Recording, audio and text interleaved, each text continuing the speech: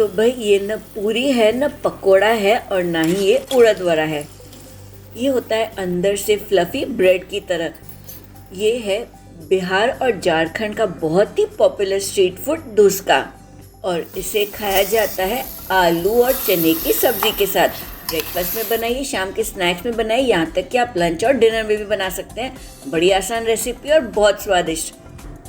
तो देरी किस बात की, चलिए बनाना शुरू करते हैं।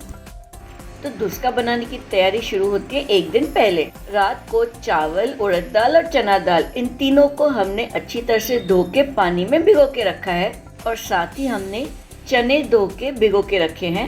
इन्हें साफ करने के बाद जब पानी में भिगोया है तो इसमें डाला है थोड़ा सा सोडा बाइकार्ब। ऐसा करने से चने बड़ी अच्छी तरह से सॉफ्ट हो जाते हैं। तो ये दोनों ही पूरी रात भिगो के रखना है, और धुसका बनाया हमने अगले दिन सुबह।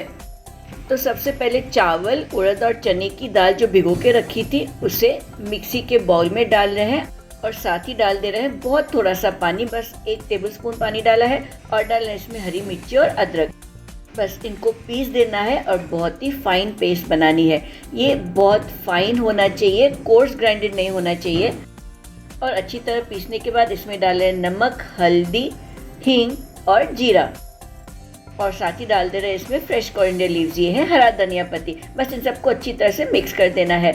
इसकी कंसिस्टेंसी होती है उत्तपा की तरह, न ज़्यादा थिक होता है न ज़्यादा ही पतला होता है। तो इसकी कंसिस्टेंसी ज़रा ध्यान से देखिएगा। बस ये हमारा धुसका का बैटर हो चुका है रेडी।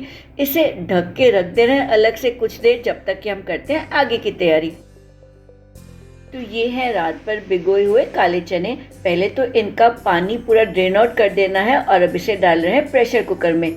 साथ ही इसमें फ्रेश वाटर डाल रहे हैं और डाल रहे हैं नमक।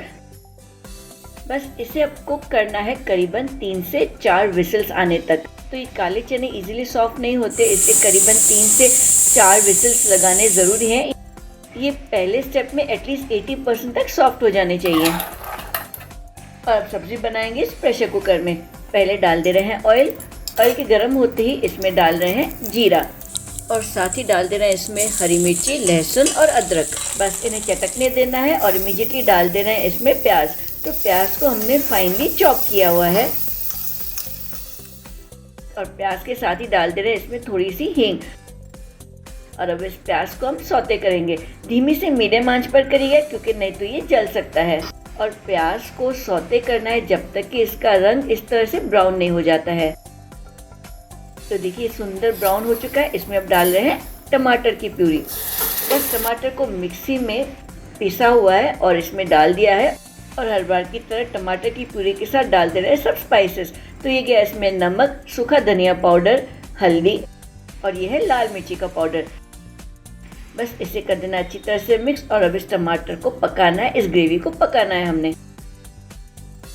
तो इस ग्रेवी को तब तक पकाना है जब तक कि आपको ऑयल ऐसे सेपरेट आउट होता हुआ नहीं नजर आता है।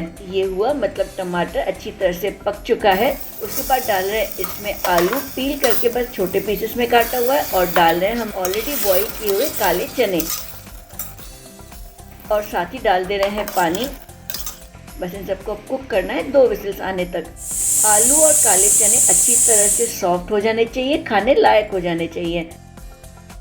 और प्रेशर कुकर को ओपन करने के बाद इसमें डाल रहे हैं थोड़ा सा गरम मसाला।